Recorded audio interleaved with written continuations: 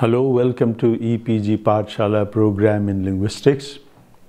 I am Pramod Pandey, Center for Linguistics, Jawaharlal Nehru University. Today we are going to discuss the module on Abstractness Controversy II.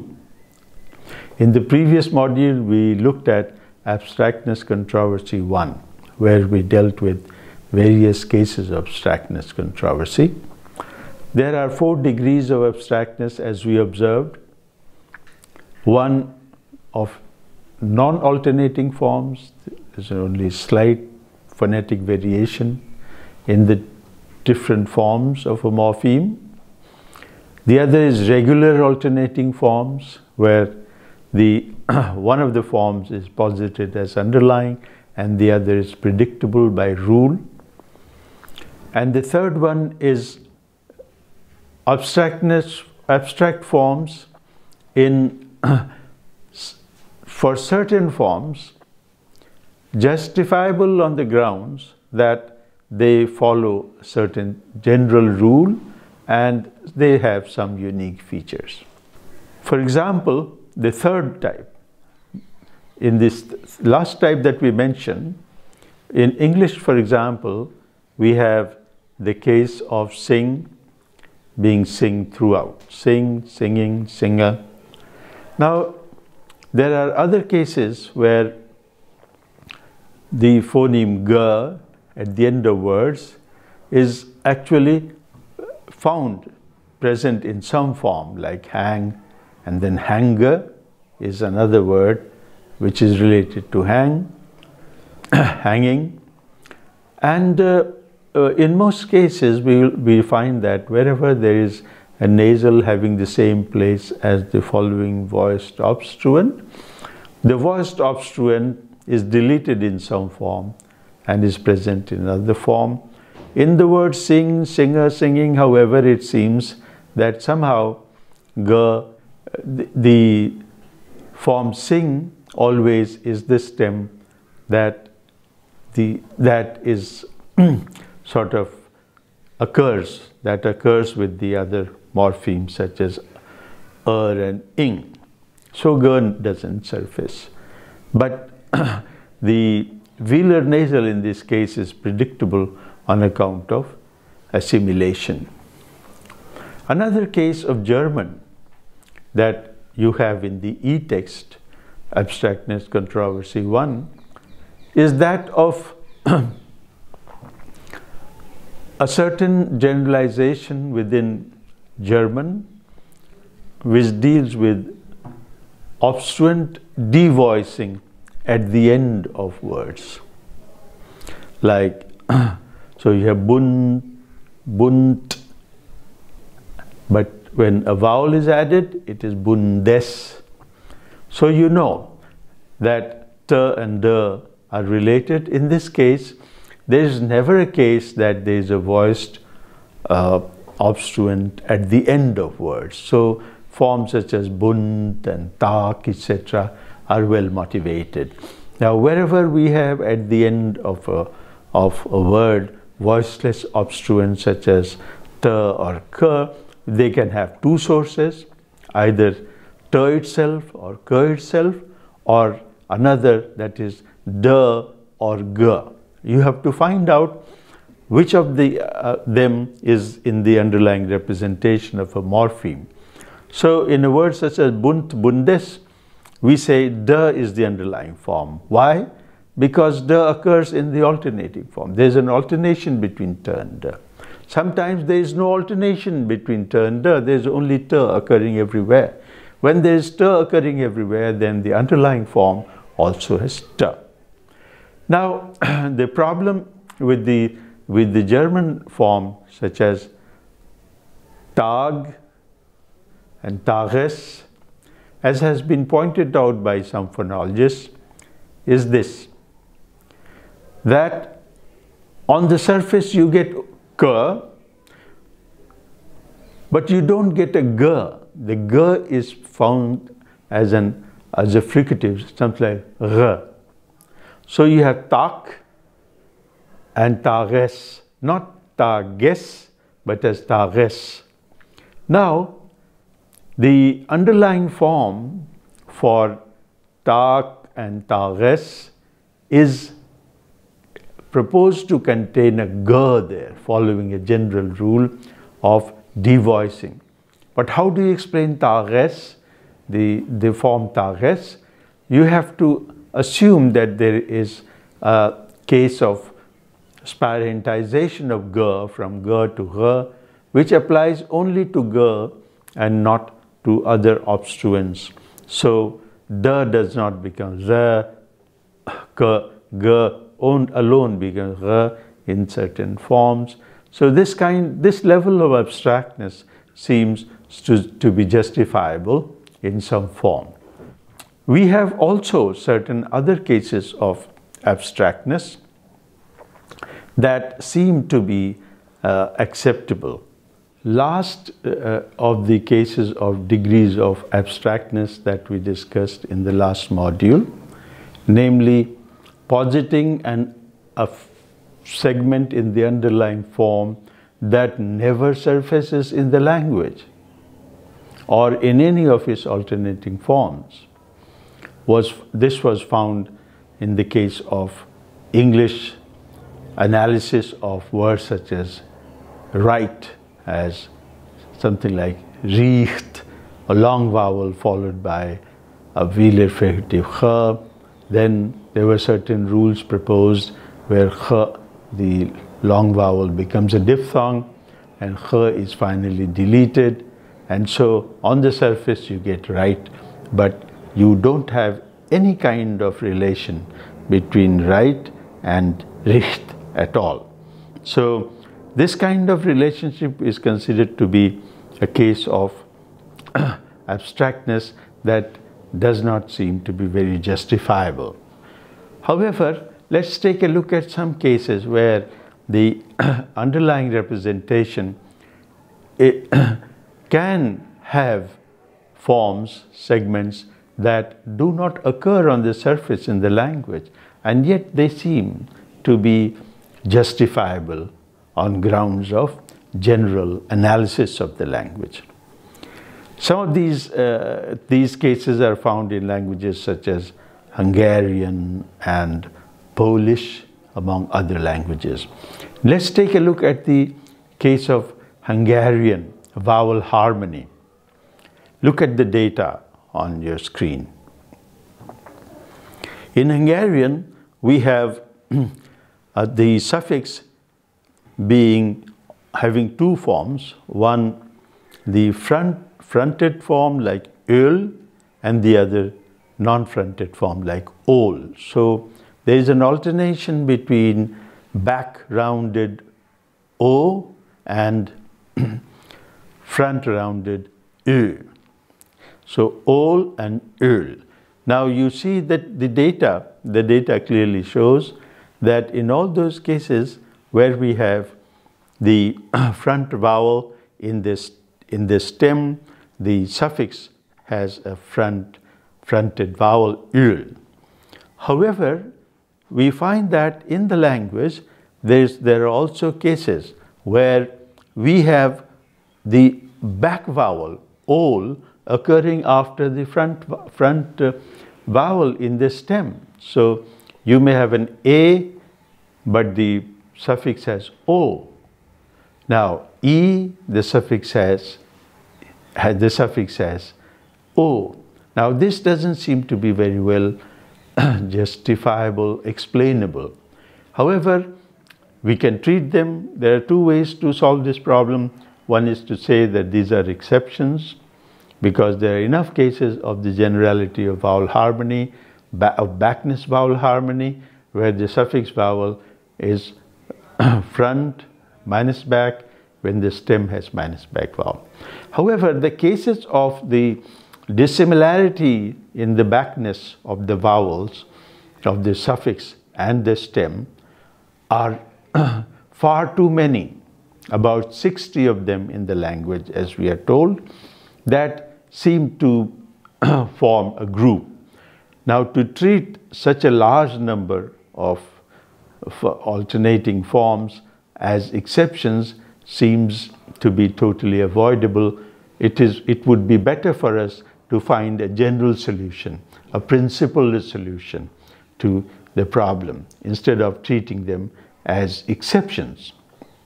So if you have back unrounded vowel, what can be said, or what has been suggested, is that the back unrounded vowel becomes minus back.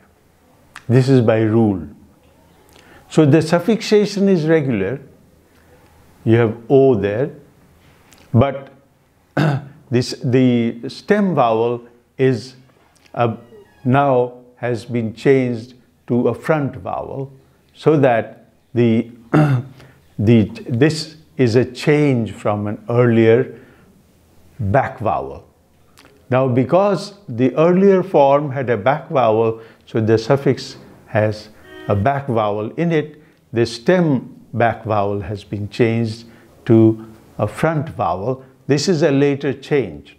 Now, if we explain the underlying forms of these vowels which have a mismatch between the stem and the suffix vowel in terms of a phonological rule which changes minus back vowel to a plus back vowel to a minus back vowel, then we have a very regular account of all these forms of vowel harmony in Hungarian. Now, cases like vowel harmony in Hungarian do seem to involve abstract forms which never occur on the surface. So in present-day Hungarian, there is no back unrounded vowel today. These are two in number. One is short and the other is long. However, for the case of the alternation and for the variation in the vowel harmony cases, it is necessary for a phonologist to posit a segment which never occurs on the surface and yet explains the phonological alternations amongst these forms. Now, having looked at the various cases of abstractness and the possibility of justifying some of the even extreme cases, we now turn to proposals that have raised objection to very abstract forms and that have given rise to abstractness controversy. How Abstract is Phonology is the title of a paper by Paul Kiparsky, which was very influential. It is he who raised for the first time the importance of a need to constrain abstractness of phonological representations. As we said earlier, this was needed because if phonological rules are allowed to relate the phonetic forms to any underlying form, then there is no end to abstractness. You can propose any rule to be a viable rule in a grammar and then propose an abstract form that never surfaces. So Kiparsky questioned this and thought that it is for the sake of psychological reality of grammars, it is necessary to propose only those underlying forms that can be accepted as psychologically real. Remember that this controversy relates to the main goal of generative phonology, which is to explicate the phonological knowledge of the native speaker. Now, if we have posit two abstract forms, then the question arises, do the native speakers of the language actually accept them as psychologically real forms?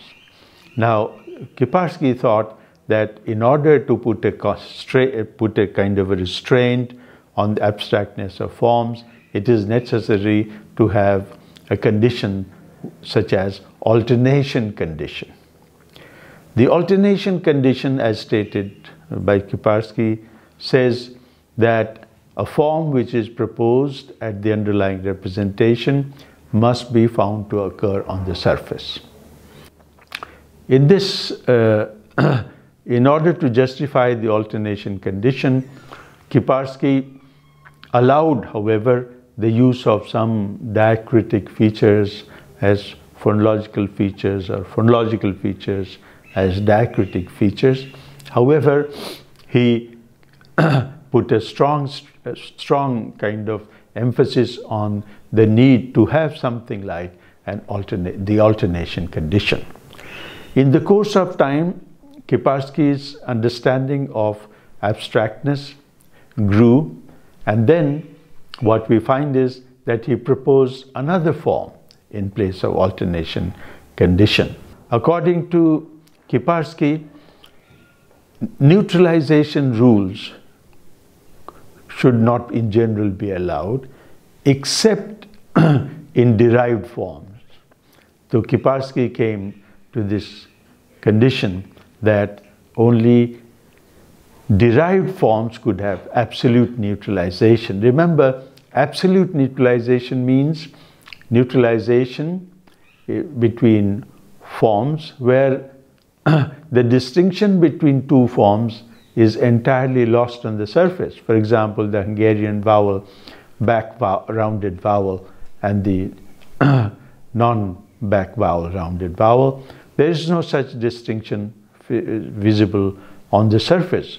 So, according to Kiparsky, such rules were motivated only if there is a complex form and you think that a phonological rule which changes in all cases a segment into another segment could be allowed. In addition to Kiparsky's alternation condition and the neutralization rule derived environment condition, there was a major proposal in phonological theory which has come to be known as natural generative phonology. Natural generative phonology. The goal of natural generative phonology was the same as that of Kiparsky's alternation condition and the derived environment condition, namely to constrain the abstractness of phonological forms. This was proposed by Joan Hooper, also known as Joan Bybee Hooper, who proposed certain constraints on the occurrence of surface forms and the relation between the surface form and the underlying form. She proposed a constraint known as true generalization condition. This is similar to the alternation condition, except that what this condition says is that any form is acceptable as underlying form if it is found to occur on the surface.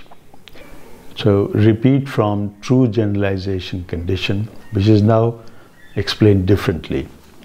The true generalization condition of Joan Hooper says that no generalization is true unless it is found to be on the surface. So if there is a phonological rule proposed in the grammar, then the phonological rule must be seen to be at work on the surface.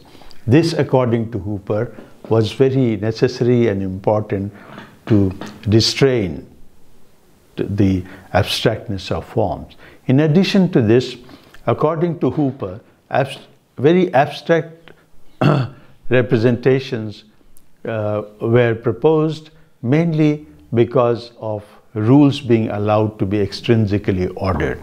So you propose a rule and then you say two rules and then you say one rule must be ordered before another rule. And this is something that is imposed from outside compared to intrinsic ordering, where a rule follows from another rule, as we have seen in the module on rule ordering. So according to Hooper, no extrinsic ordering is allowed in grammars. Hooper made a distinction between three types of rules. She called them P rules, that is phonological rules proper, MP rules or morphophonemic rules, and via rules.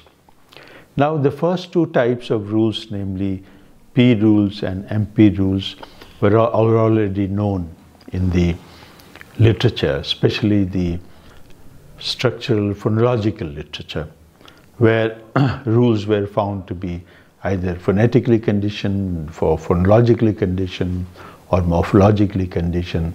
Also rules which were lexically conditioned.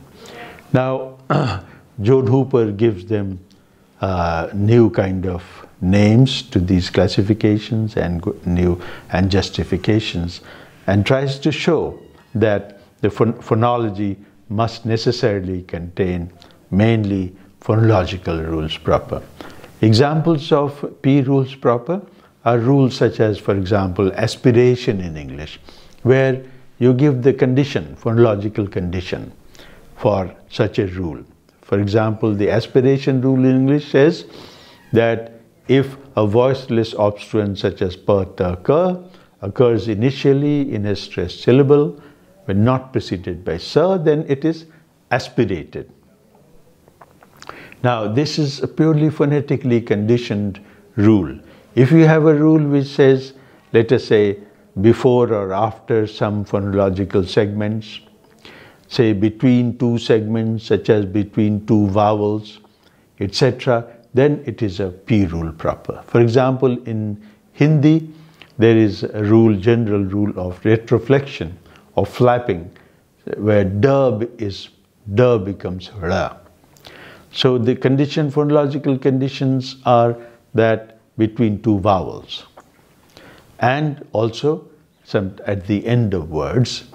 Now, this is a phonological condition. Whenever d occurs between two vowels, then d changes to r, as in ghoda and peda and ghadi and so on and so forth.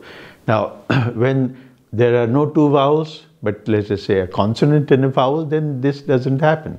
For example, n, d and like khan-d, it doesn't become khan-r. So the phonological condition of what precedes and what follows in terms of phonological segments, this is what is P rules proper.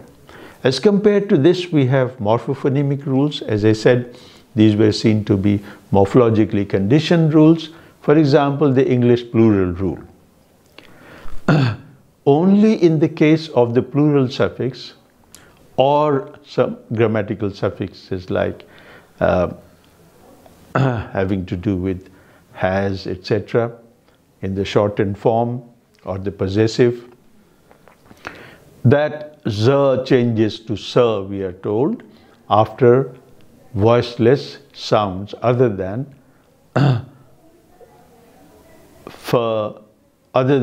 s, sh, and ch. So, except for s, sh, and ch, whenever the plural morpheme occurs in the form z, it is changed to s. However, after s, sh, ch, and z, zh, j, you always have an is form occurring as a realization of the plural morpheme z. In all other forms, we get the plural morpheme z. For example, bags and bars, and then let us say a word such as widows, or whatever words you have. If the context is other than s, sh, ch, z, zh, j, then it changes to s after s, sh, and ch. But the point about morphophonemic rule here is that it applies to those morphemes which are supposed to have the underlying form z in them. So it is not something like a general phonological rule, but a morphophonemic rule dealing with the alternation of morphemes, let's say suffixes, affixes, etc. Now, compared to these two rules, there is a third rule which earlier we called them lexically conditioned rules. Hooper calls them via rules, which are not really rules proper. They simply relate to different lexically related forms, such as divine and divinity, where we will say that the relation between them is a double arrow relationship. Divine relates to divinity, divine of divinity, and divine of divinity relates to divine. There is no relation of underlying representation and surface phonetic representation. Both are equally abstract or equally concrete. In this case, both are surface forms, following the true generalization condition. So, although the proposals of natural generative phonology were found to be very interesting and significant when they were first made, but on close scrutiny, as more and more came to be learned about phonological rules and generalizations, they came to have many objections to natural generative phonology. There were three main objections to natural generative phonology that we can list here. One has to do with the necessity to have extrinsic rule ordering. Now, there are cases which have been reported in literature, such as the Canadian dialects, two dialects, where the languages differ with regard to the application of two rules differently. There are these forms such as writer, as we say, rider, as we say in Indian English, so writer, rider. Now these forms have two different kinds of pronunciations in a language, in the dialects of Canadian English. So we are told that in one case there is a rule of vowel lengthening and another case, or vowel shortening in one case, and there is also a case of vowel raising. So in one case we have I becoming I, and another, so we have I versus I as one case, and then t becoming the as another case. So there's a voicing case, or flapping case of t, d becoming the as in rider, and there's also a case of vowel shortening. Now, so we have in one dialect it will be like the two forms are exactly the same in terms of the diphthong and the flap. So writer and rider both will be something like rider, whereas in another dialect it will, one will be rider, the other will be rider. Now the explanation is in terms of extrinsic ordering between the two dialects. We have looked at these forms in the module on rule ordering, so we need not repeat here, but you should be able to recall how these dialects are explained to have differences on account of extrinsic rule ordering. So in all these cases where there is extrinsic rule ordering necessary to explain differences amongst dialectal forms, it seems that the objection to extrinsic rule ordering may probably not hold. The other case was about the psychological reality of abstract forms such as sing, occurring always as sing, singing, singer, and there is nothing that occurs on the surface. So when you say that g is dropped after ng, after a nasal, then there should be some way to see that g is dropped after nasal and in these forms, but there is no way in which it can be seen.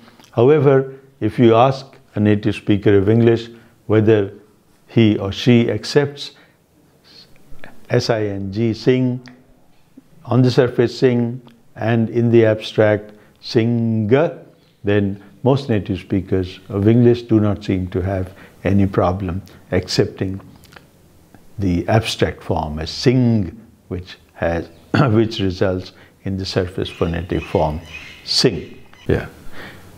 And lastly, the difference between P rules and MP rules, the need to separate them requires that phonological rules must have duplication in the phonological grammar. An issue that was well addressed by Maurice Haller in his paper called Phonology in Generative Grammar. So the separation would lead to be a kind of a non-economic grammar, a less simple grammar than one in which phonological rules and MP rules are allowed to occur in the same module, and where no distinction is made between them. To summarize, in this module, we have gone on to look again at those cases of abstractness and tried to find some ways to justify some of those cases. For example, Hungarian vowel harmony, an extreme case of abstractness, and which seems to be acceptable in the phonological analysis of Hungarian, but which seems to go against the general requirement for something like a restraint on the abstractness of phonological forms. Then we reviewed the proposals for constraining the abstractness of phonological forms, Kiparsky's alternation condition, and then revised alternation condition or derived environment condition, and Joan Hooper's natural generative phonology. While natural generative phonology has come to be questioned on many of its grounds, and of course also supported controversially, some of the generalizations, such as derived environment condition, seem to still hold good, so that it is a principal distinction between phonological rules which are non-neutralizing and phonological rules which are neutralizing and give rise to abstract forms is predicted by some kind of a universal principle, which is the general aim of phonological theory. One is to predict generalizations by means of rules in individual grammars, and the other is to predict generalizations in terms of universal principles. And the abstractness controversy has given rise to an attempt to propose universal principles in grammar. Thank you.